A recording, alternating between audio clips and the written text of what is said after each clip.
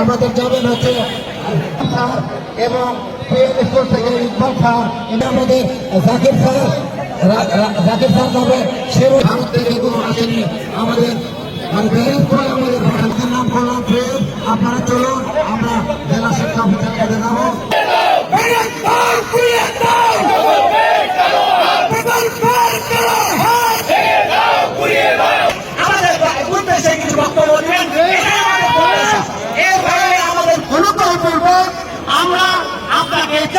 শিক্ষা ভবনে উপবৃত্তি প্রকল্প থেকে রাজস্ব খাতে আসা উপজেলা মাধ্যমিক শিক্ষা কর্মকর্তাদের দ্বারা সরকারি মাধ্যমিক বিদ্যালয়ের শিক্ষকদের উপর ন্যাক্কারজনক হামলার প্রতিবাদ ও টাইম স্কেল, সিলেকশন গ্রেড,